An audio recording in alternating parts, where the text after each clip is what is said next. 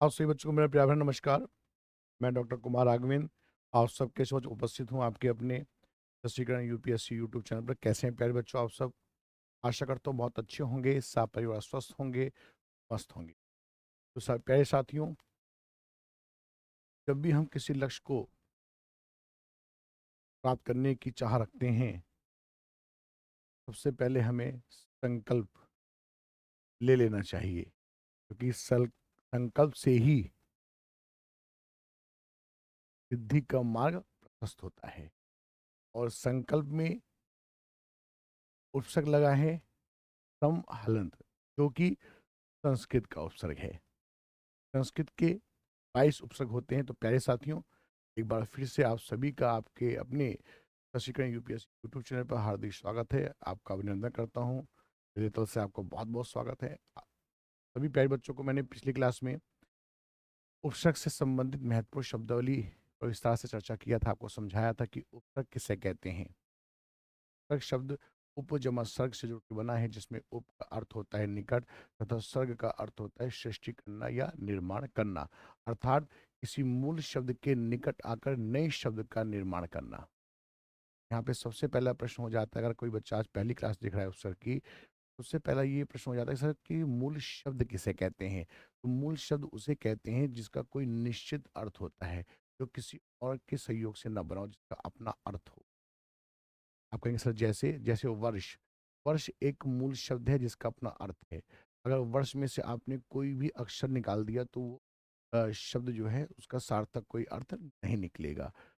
वर्ष एक मूल शब्द है, मूल शब्द के पहले आपने लगा दिया प्रति, तो प्रति लगने के बाद समस्त बन जाता है प्रति वर्ष। ये सबसे पहला प्रश्न यहाँ पे ये होता है कि प्रति वर्ष में उपसर्ग क्या है। तो इसके लिए आपको मूल शब्द की पहचान अनिवार्य है। उपसर्ग के लिए मूल शब्द की पहचान अनिवार्य है और मूल शब्द के ठीक पहले उपसर्ग लगते हैं। और उपसर्ग लगते हैं, संस्कृत के 22 उपसर्ग होते हैं, जो कि मैं पिछली क्लास में आपको पढ़ा चुका हूँ। हिंदी के 13 उपसर्ग होते हैं जो आज समझेंगे, और उर्दू के भी 19 उपसर्ग होते हैं प्यारे साथियों। तो प्रति किसका उपसर्ग है, सबसे पहली बात यहाँ पे आती है। तो प्रति जो है वो संस्कृत का उपसर्ग है। यहाँ पे दो तीन तरह से प्रश्न पूछे जा सकते हैं कि क्या किसी शब्द में एक से ज्यादा भी उपसर्ग लग सकते हैं। तो सही बात है, लग सकते हैं। अविखंडित, तो अविखंडित में अ जो है बच्चे देखिए, खंड क्या है, एक मूल शब्द है। खंड के पहले क्या लगा है, वी लगा है। वी के पहले अ लगा है, बाद में इत लगा है बेटा। या अखंडित बोल दीजिए, अखंड। अखंड में खंड क्या है, एक मूल शब्द है, उसके पहले क्या लगा है, अ लगा है। विज्ञान में ज्ञान मूल शब्द है, ज्ञान के पहले क्या लगा है, वी लगा है। खुशहाल में हाल बच्चे क्या है, एक वो शब्द है और उसके पहले खुश जो है वो उर्दू का उपसर्ग है। इस प्रकार से कपूत में पूत क्या है, ये मूल शब्द है, का जो है कुछ क्या है आपका उपसर्ग है हिंदी का। अटल जो है, अटल में टल जो है मूल शब्द है, छोटा अ जो है आपका किसका, हिंदी का उपसर्ग है। पहला प्रश्न ये बनता है कि प्रतिवर्ष में उपसर्ग है, तो आपने कहा प्रति। दूसरा प्रश्न यहाँ पे ये बनता है कि प्रति उपसर्ग किसका उपसर्ग है, संस्कृत का है, उर्दू का है या हिंदी का। तो आपने कहा कि संस्कृत का उपसर्ग है। फिर आपसे पूछा गया प्रत्येक शब्द में कौन सा उपसर्ग है, तो आपने कहा प्रत्येक शब्द को पहले आपने देखा कि इसका मूल शब्द क्या है। मूल शब्द निकला एक, एक के पहले क्या लगा है, प्रति। तो आपने कहा प्रति जो उपसर्ग, ये उपसर्ग है किसका है, संस्कृत का है। दो प्रश्न हो गए।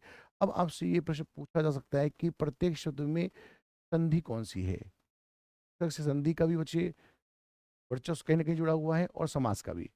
आपने अगर संधि टॉपिक अच्छे से विस्तार से पढ़ा हुआ है, अगर नहीं पढ़ा है तो इसी यूट्यूब चैनल पर, सशीकरण यूपीएससी यूट्यूब चैनल पर संधि का टॉपिक देखिए, लाइव क्लास भी जाके देखिए, मैंने बहुत विस्तार से समझाया हुआ है। तो प्रति जमा एक, पहले वाले शब्द का बाद वाला वर्ण छोटी ई है, बाद वाले शब्द का पहला वर्ण ए, दोनों को एक साथ बोलेंगे तो साउंड आएगा ये।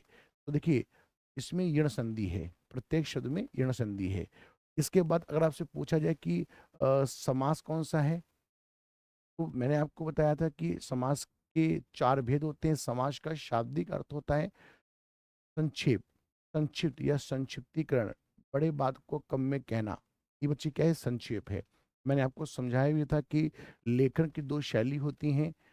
एक होती है समास शैली। समास शैली का अर्थ होता है समास का संक्षिप्त, संक्षिप्त का अर्थ होता है छोटा। और इसका सबसे अच्छा उदाहरण है प्रार्थना पत्र।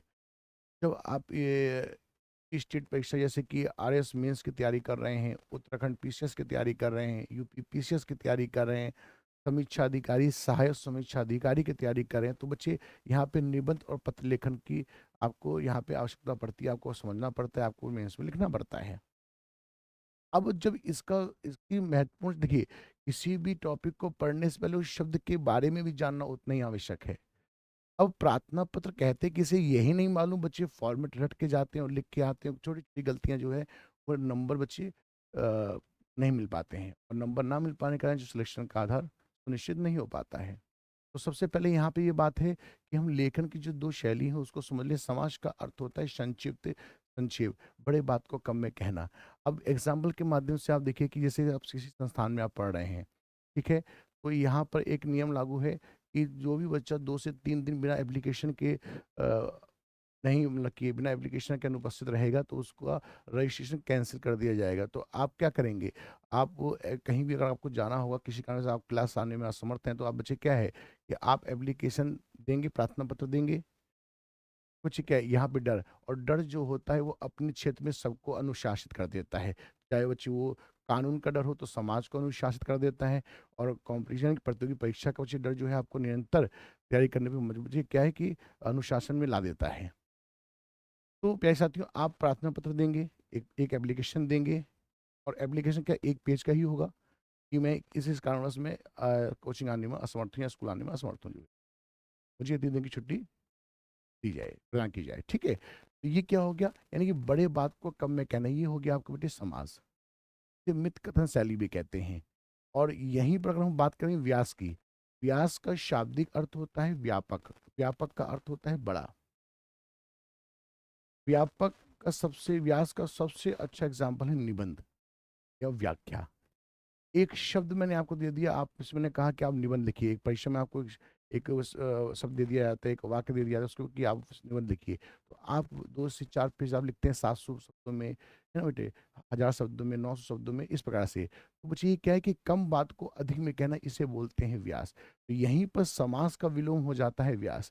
तो आज आपको ये समझ में आ गया कि लेखन की दो शैली हैं, समास शैली और व्यास शैली। इसके बाद जब हम आगे बढ़ते हैं, समास के 4 भेद मैंने आपको बताए थे, अव्ययी भाव समास, तत्पुरुष समास, द्वंद्व समास और बहुव्रीहि समास। तो अविभाव समास में मैंने आपको बताया था कि अविभाव समास की महत्वपूर्ण पहचान ये है कि इसमें पहला पद उपसर्ग या निपात होता है। अब उपसर्ग किसे कहते हैं, मैंने इसकी परिभाषा आपको, इसकी शब्दावली से मैंने आपको परिचित करा दिया। उपसर्ग किसे कहते हैं, निपात किसे कहते हैं, तो जिस शब्दांश पे ज्यादा बल दिया है तो उसे निपात कहते हैं। समास में निपात यथा तथा इति भर आते हैं। पहले साथियों, संस्कृत के उपसर्ग हमने समझ लिए थे, अब हम यहाँ पे देखेंगे कि हिंदी के उपसर्ग। देखिए यहाँ पे लिखा है कि हिंदी के कितने बच्चे उपसर्ग हैं, यहाँ पे 13 उपसर्ग आपको दिखाई दे रहे हैं। उपसर्ग बच्चे देखिए, इधर उपसर्ग है, इधर उपसर्ग से बनने वाले शब्द हैं। देखिए छोटा अ ये हिंदी का उपसर्ग है, इससे बनने वाला शब्द है अटल, अस्वस्थ, अप्रिय। जैसे आपसे पूछा गया कि अटल शब्द जो है इसका मूल शब्द क्या है, टल, इसके पहले क्या लगा है, छोटा अ, ठीक है। तो आपसे पूछा कि छोटा अ जो है ये किसका उपसर्ग है, संस्कृत का है, उर्दू का है, या आपको बची हिंदी का, तो आप उत्तर देंगे क्या, हिंदी का है। इसको देखिए अन, अन से क्या बन गया, अनपढ़, अनमोल, अनसुनी, है ना। तो अनपढ़ में बच्चे पढ़ क्या हो गया, मूल शब्द है, उसके पहले क्या लगा है, अन, अन क्या हो गया, हिंदी का उपसर्ग है। इसके बाद देखिए अध, अध जो है ये हिंदी का उपसर्ग है, इससे बनने वाला शब्द है अधमरा, अधजला, अधपका, ठीक है। तो आपसे देखिए, जब आपको उपसर्ग मालूम रहेंगे तो आज की जो वर्तमान या आगामी परीक्षा जो आप देंगे, तो वहाँ पे देखिए प्रश्न पूछा जा रहा है कि ये उपसर्ग है तो किसका है, उपसर्ग से कौन सा शब्द बनेगा, और साथ में अर्थ भी पूछा जाता है। आगे बेटा उन, उनसे 59, 69, 29, इसका देखेंगे आप कि औ और अव, अवगुण, अवगुण, अवघड़, ये का जो है बच्चे ये क्या है, ये भी हिंदी का उपसर्ग कपूत, इससे बनने वाला शब्द है कचोट। इसके साथ साथ हम देखेंगे आप कु, कु के बच्चे बनने वाला शब्द है कुयोग, कुसमय, कुरूप, यानी कु मतलब बुरा, इसका अर्थ होता है बुरा। पर से परसर्ग, परलोक, परहित। इसके बच्चे देखिए बिन से बनने वाला शब्द है बिन बोले, बिन देखे, बिन ब्याह। भर से भरपूर, भरसक, भरपेट। इसके बाद देखेंगे आप जो दो बच्चे उपसर्ग है, इस बच्चे क्या बनने वाला शब्द है दुबला, दुलारा। अब बच्चे देखिए, नी से निडर, निधड़क, निहत्ता, सु से सुपूत, सुशील। अब यही भी देखिएगा, उर्दू के जो उपसर्ग होते हैं, उर्दू के उपसर्ग की संख्या होती है 19। कितनी होती है, 19 होती है। अब मैंने यहाँ पे आप देखेंगे कि उपसर्ग के साथ में उसका अर्थ भी लिख दिया है। यहाँ पे अर्थ भी लिखा हुआ है जिससे आपको शब्द समझने में आसानी होगी। अब यहाँ पे देखेंगे उर्दू के उपसर्ग कितने हैं? 19 उपसर्ग हैं। उपसर्ग का अर्थ क्या है और इससे उपसर्ग से बनने वाले शब्द। देखिए अल क्या है? एक उपसर्ग है उर्दू का। इसका अर्थ होता है निश्चित, या इससे बनना शब्द है अलगरज अलहिसाब। कहते नहीं तुम्हारी बच्चे गरज होगी तो आप मिलने आओगे, आप पढ़ोगे परीक्षा के लिए, ठीक है? कम जो है कम बच्चे उपसर्ग है किसका? उर्दू का। इससे इसका अर्थ होता है हीन या थोड़ा, इससे बना शब्द है कम उम्र, कमजोर। कुछ जो है उपसर्ग बच्चे किसका है? ये आपका उपसर्ग है उर्दू का। इसका अर्थ होता है अच्छा, खुशहाल, खुश दिल, खुशखबरी। गैर उपसर्ग है उर्दू का। इससे बनने शब्द देखिए, इसका अर्थ होता है निषेध। इससे बनने वाला शब्द है गैर कानूनी, गैर मिजाज, गैर मुल्क। कहते नहीं ये व्यक्ति गैर मुल्क का है। नेक्स्ट देखिएगा, दर जो उपसर्ग है उर्दू का है, इसका बच्चे देखिए अर्थ होता है में, यानी कि दरबार, दरअसल, दरकार। ना के बच्चे अर्थ होता है अभाव, ना समझ, नाबालिग। गैर के बच्चे यहाँ पे अर्थ देखिए देखने को मिलता है कि भिन्न, गैर हाजिर, गैर सरकारी। और ला बच्चे उर्दू का उपसर्ग है, इसका अर्थ है नहीं, अभाव, लाजवाब, लापरवाह, लाइलाज। हम उपसर्ग जो है उर्दू का है आपस में, इसका अर्थ होता है साथ। हम उम्र, हमजोली। कहते नहीं ये हम दोनों हमजोली हैं। हम वतन है ना। हर का अर्थ होता है प्रत्येक, हर वक्त, हर दिल, हर साल। नेक्स्ट देखें 11 नंबर बच्चे, सर का अर्थ होता है मुख्य, सरपंच, सरताज, सरकार। बद उर्दू का उपसर्ग है, इसका अर्थ होता है बुरा, बदनाम, बदमाश, बदचलन। नेक्स्ट बच्चे, फी मतलब होता है प्रति, प्रति आदमी, फी आदमी, फी सैकड़ा, है ना, प्रति सैकड़ा। एन जो है उपसर्ग है, ये ठीक, इसका अर्थ होता है एन वक्त, एन इनायत। वह उपसर्ग बच्चे उर्दू का है, इसका और अनुसार अर्थ होता है बदौलत, बनाम। पर उपसर्ग प्यारे बच्चों किसका है? उर्दू का है, इसका अर्थ होता है ऊपर या बाहर, बर्दाश्त या बर्दाश्त। कहते हैं कि अब बर्दाश्त के बाहर है, अगर अब इससे ज्यादा कुछ भी बोले तो बर्दाश्त नहीं कर पाऊंगा, है ना। नेक्स्ट, बिल उपसर्ग बच्चे उर्दू का है, इसका अर्थ होता है के साथ, बिल मुक्त, बिल वजह। बिला, बिना, इसका अर्थ होता है बिला दिमाग, बिला कसूर। और बे जो उपसर्ग है उर्दू का है, इसका अर्थ होता है बिना, बेदर्द, बेईमान, बेपरवाह। तो प्यारे साथियों, कि जितनी भी हिंदी से संबंधित परीक्षाएं आपकी प्रतियोगी परीक्षा होती हैं, चाहे वनडे एग्जाम की बात करें या आर ओ की बात करें। आर ओ में मुझे देखिए, आप कहेंगे सर उसमें कहाँ पे उपसर्ग और प्रत्यय आता है, लेकिन जब आप निबंध लिखेंगे, जब आप बच्चे प्रार्थना पत्र अभ्यास करेंगे, तो बच्चे वहाँ पे भी किसका वर्चस्व देखने को मिलता है, क्योंकि यहाँ से संधि, समास और इसी बच्चे उपसर्ग और प्रत्यय की जानकारी से बहुत से बच्चे देखिए आपकी लेखन शैली में सुधार की प्रक्रिया बनती है। और आगे आप देखेंगे आर एस मेंस में फोर्थ पेपर में बच्चे इसका वर्चस्व देखने को मिलेगा, क्योंकि आगे संधि तभी आप समझ पाएंगे जब यहाँ पे आपको उपसर्ग और प्रत्यय की आपको जानकारी होगी। तो प्यारे साथियों, उपसर्ग की जो संख्या है, यानी कि संस्कृत के उपसर्ग हैं 22, उर्दू के उपसर्ग हैं 19, हिंदी के उपसर्ग हैं 13। तो इसको एक बार आप जो बच्चे आज पहली बार जुड़े हैं, पहली बार वीडियो देख रहे हैं, तक की पहली क्लास को देखिएगा, समझिएगा। और उसके बाद जो आपके हिंदी के उपसर्ग हैं, संस्कृत के हैं और उर्दू के उपसर्ग हैं, ये मैंने आपको विस्तारपूर्वक समझाया। तो फिर अब अगली क्लास में प्रत्यय, प्रत्यय शब्द की महत्वपूर्ण शब्दावली को समझेंगे।